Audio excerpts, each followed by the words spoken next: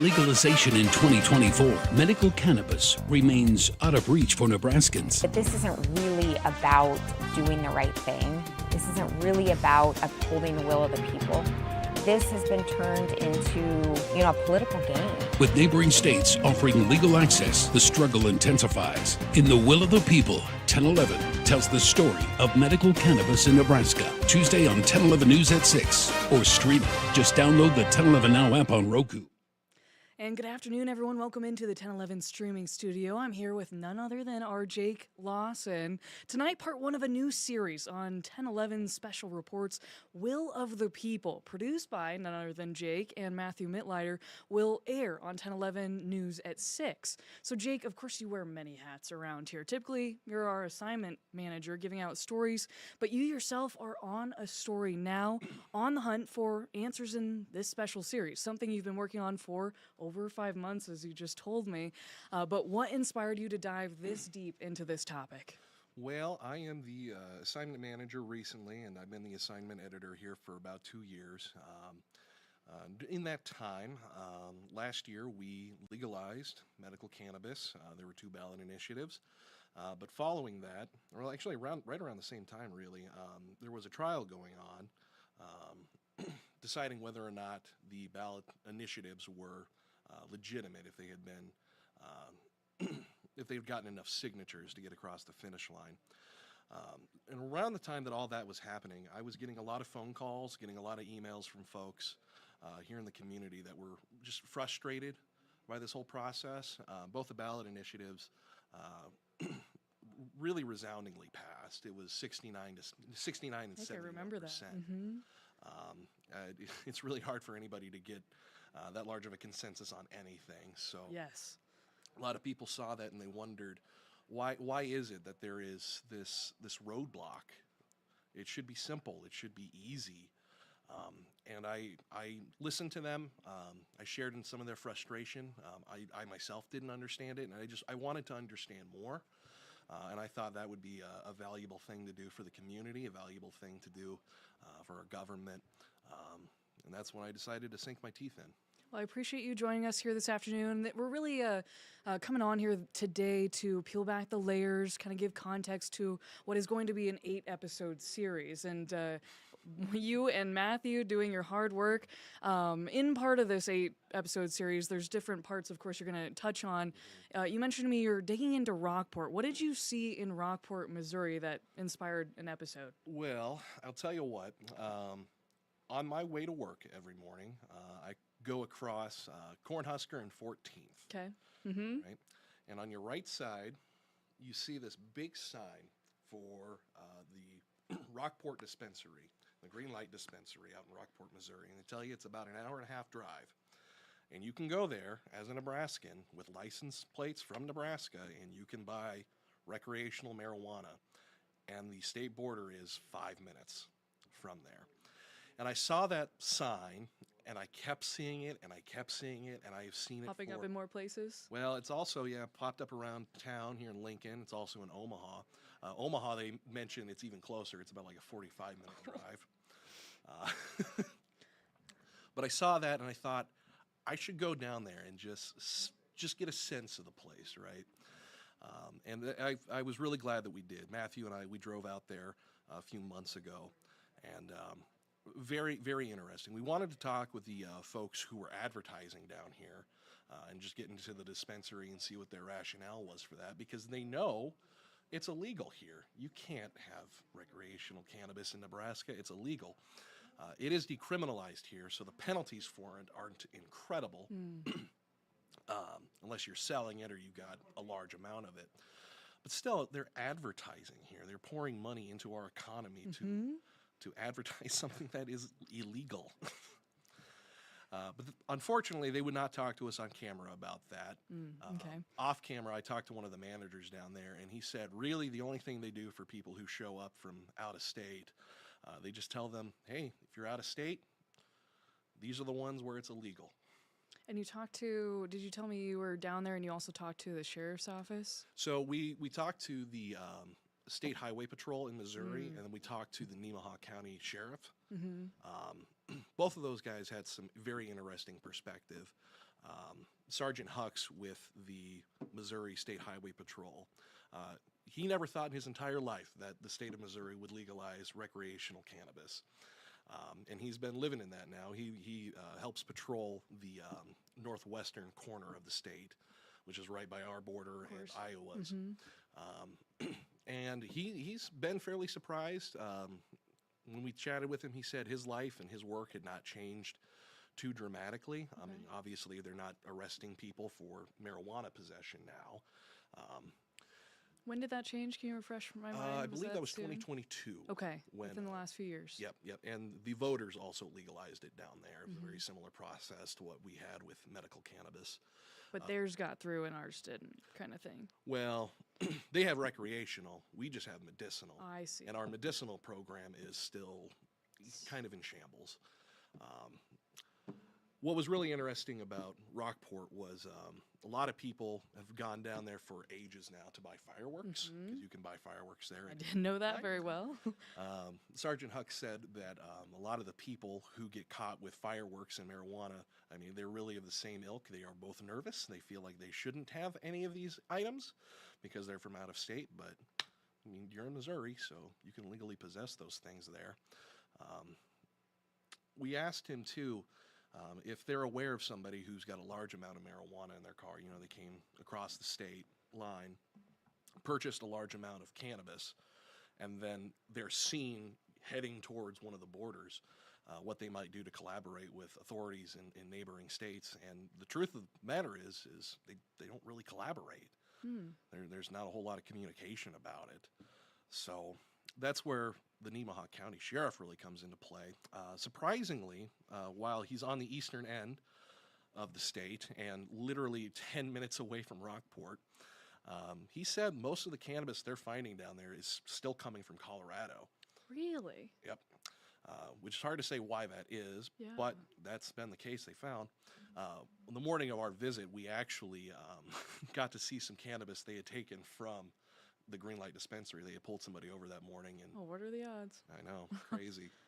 Relevant? Yeah. Well, and with Peru State College being so close by too, Okay. a lot of those college kids make that trip, and it's kind of easy for them to sniff it out. But the thing is too is that when you have like these smaller amounts, they come in these Ziploc bags, right? And if you get like an edible or a tincture or an oil or whatever, as long as it's not flour, it doesn't have this pungent smell to it, right? So as long as you don't have those things, it can be difficult for police to put together probable cause for a search. So you can still get pulled over, but they might not have the evidence they need to get in your car and get to it. And that's an issue they have in policing that here in Nebraska. And so you're giving me a picture of Rockport. Is Rockport just one episode? Yes. And so there's an entire episode dedicated to Rockport. Yep. You also interviewed, you told me, a pharmacologist who teaches medical professionals how to prescribe medical cannabis, and you even took her course. Yep. What did you end up learning from her? The situation is really nuanced. I think there's a lot of people who think that marijuana is safe. It is something that should be in everybody's hands, should just be left alone and, you know, to someone's own devices. But Dr. Allie Daring Anderson, she works up at UNMC. She's one of 2 teachers in the state of Nebraska who actually provides courses on medical cannabis and how it can be prescribed. She made it clear to me, there is no such thing as a safe drug.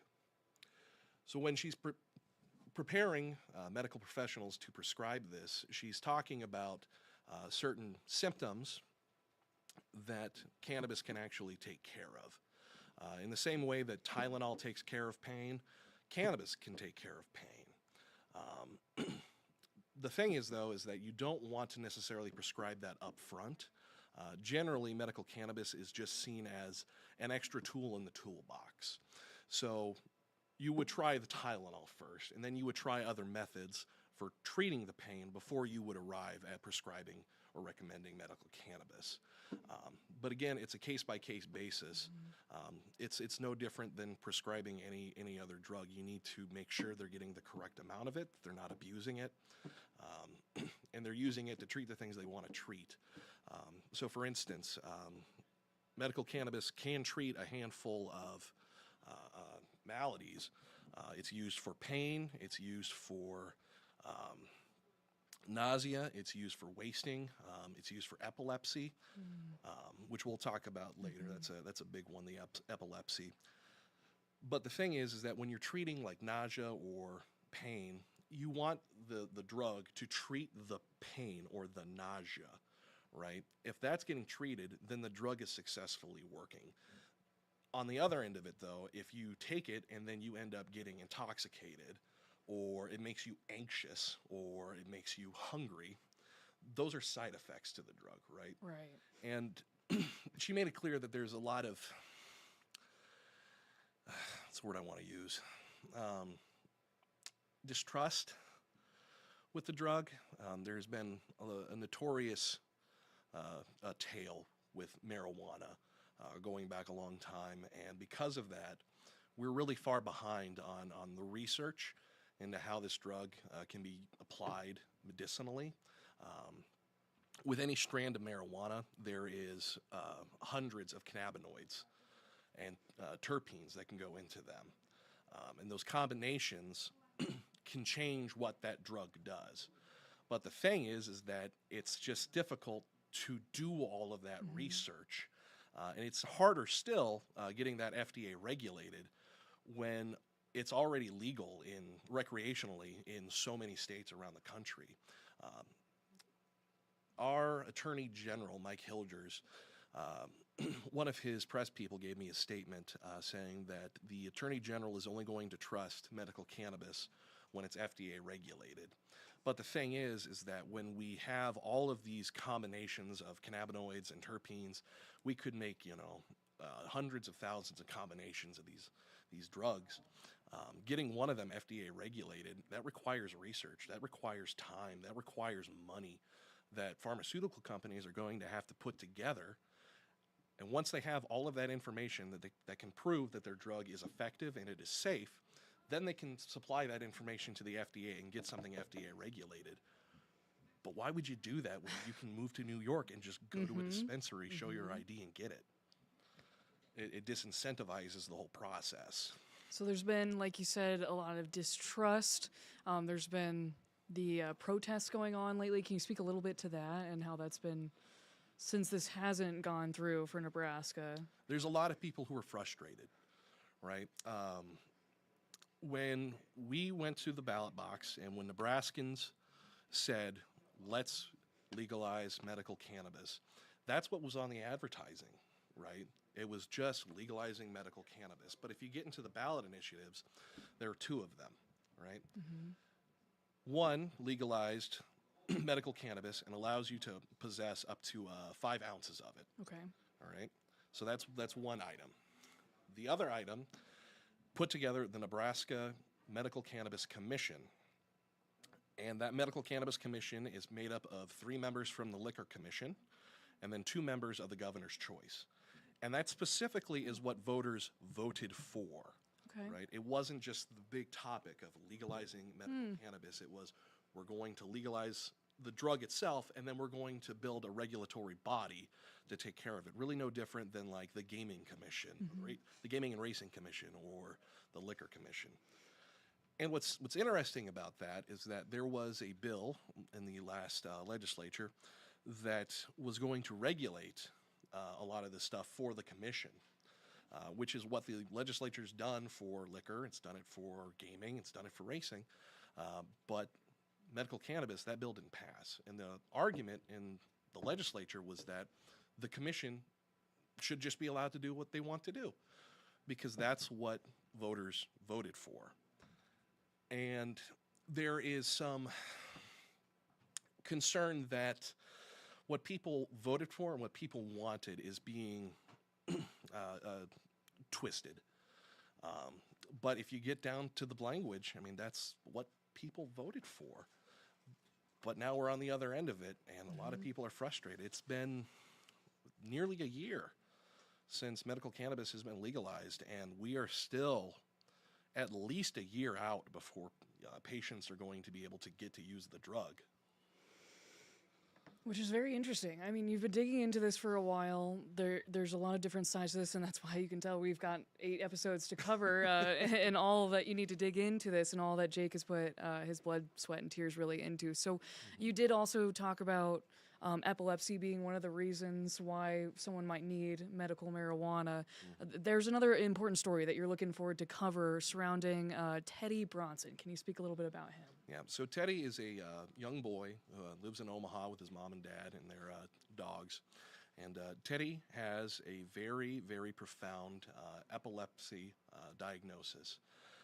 Previously, when he was a few years younger, Teddy was experiencing a few thousand seizures a month. In any given day, that's a few hundred. And any one of those, according to his parents, could be fatal. There was a lot of concern that his folks were going to go into his bedroom one morning and he had a fatal seizure and he was just gone. His parents, however, had a really incredible opportunity. They got him a very rare surgery, and I believe it's the first of its kind here in Nebraska. And because of Teddy's surgery, they actually have the staff now here in the state that provides this surgery to other children. Teddy was really a pioneer for the surgery in Nebraska, and they're very proud of him for that. And what's great is that the surgery was a great success. Essentially, it is a device that is in Teddy's head. It is attached to the skull and wired down into his brain. And effectively what it does is it tracks the electrical activity going on in his brain, and when it recognizes that a seizure is coming on, the device turns on and counteracts that electrical activity, effectively turning off the seizure. And when we went and chatted with Teddy and his family, we were in his home, and Teddy was between his parents. You could see him every once in a while. He would just seize up for a moment and go right back to normal. And this happened around 10 to 15 times. We saw that device work. In the short amount of time you were there with him. Yes. So going from thousands in a month to just a few hundred in a month. Life-changing. Yeah, he only has a handful of real powerful seizures in a given day. When any one of those could be fatal, you can't imagine the relief. But that's where medical cannabis comes into all of this. A lot of his symptoms are treated, but Teddy, unfortunately, is not going to live a life like a lot of other folks. He's going to be living with his parents. He's going to be living at home. He's going to be monitored. There's going to be a lot of care that he needs. But the thing is that he's on Epidiolex right now. And Epidiolex is a cannabinoid that treats seizures. It helps tamp them down. The kicker with that is that is an expensive medicine. And any given year, estimating, the family bills probably about $250,000 Goodness. to their insurance to get all the medication that Teddy needs. And a lot of that also comes down to the Epidiolex and other cannabinoids that they use. These cannabinoids, they are FDA regulated, and they are effective. They help out.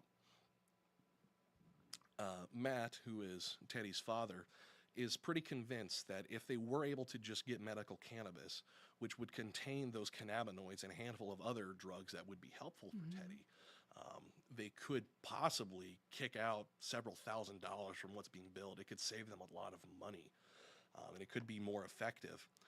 The way they put it for me is, going forward, it's really a matter of improving Teddy's life.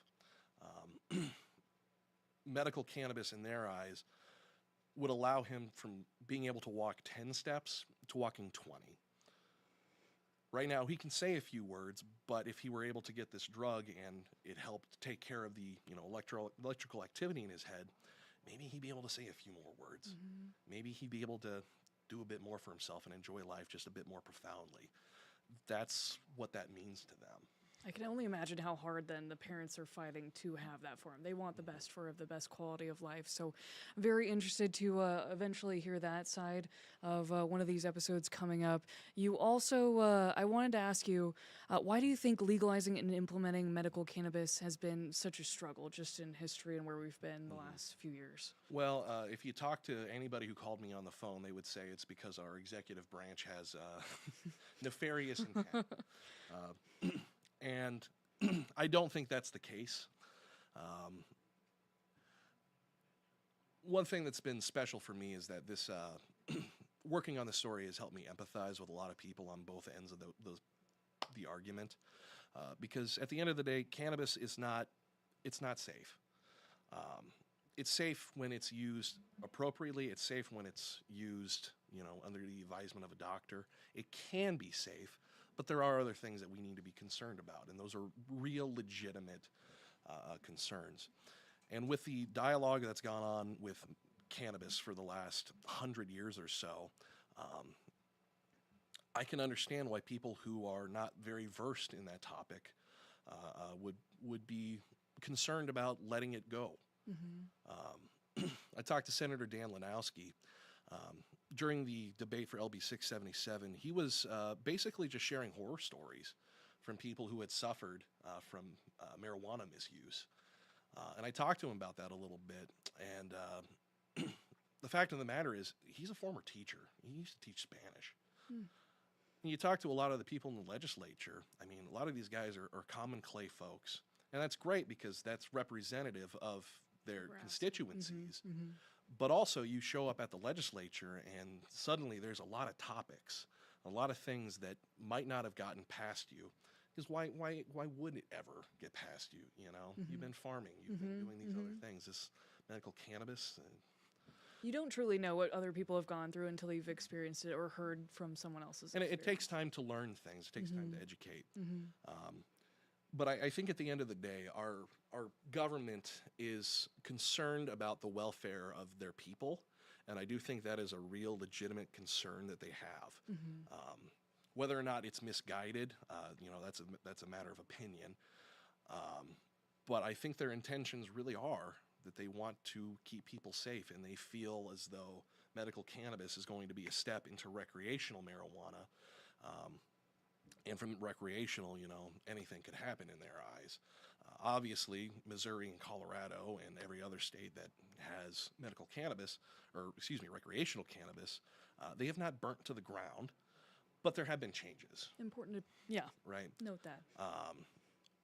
And that's another issue too. When it comes to these changes that have gone on in these states, the data we have, the research we have on cannabis is just so far behind that it's really hard for us to tell how big of an impact it had for the better or for the worse. I talked to one economist over at CU Boulder. His name's Dr. Sean Swanson, and he researches the topic both societally and economically. He really made the point, and so did Dr. Daring Anderson. A lot of the research out there is just not good. A lot of it is biased. It doesn't come with a real substance. It's really designed to make a point. And if you want to make a point, it's really easy to dig your hand into this pot of research and make a good argument one way or the other. There's just so much misinformation and junk out there that's diluting that space, making it more difficult for us to understand what's going on. Well, I really appreciate that you've kind of come into this working where you do and experiencing a lot of this, that you wanted to take the time to bring some enlightenment on a topic like this that so many Nebraskans are fighting for, whether you're on one side or another. But I wanted to briefly here in our time here, can you tell people how they can watch, other than, of course, we've got our first episode airing tonight at 6 o'clock right here on 1011, but where can they find the series? How can they watch going forward? Well, right after this, actually, I'm going to go put together an article so it's on our website. So that's going to be fun. We're also going to be having it on all of our streaming platforms, Roku, and whatever else you stream on. All of this stuff will also be on the website. Like you said, it's going to be on tonight at 6 o'clock. We plan on running all of these series at 6 o'clock through the next 2 weeks. Tonight it's going to be just kind of an introduction, the nuts and bolts of the fight. Nebraskans for Medical Marijuana have been trying to do this since 2020. We're 5 years down the road here. And well before then even, they've been trying for this. But we'll have a pack tonight, pack tomorrow, pack Thursday. On Friday, there is actually a hearing up at the Capitol talking about medical cannabis and the Medical Cannabis Commission, some of the issues that they've been having.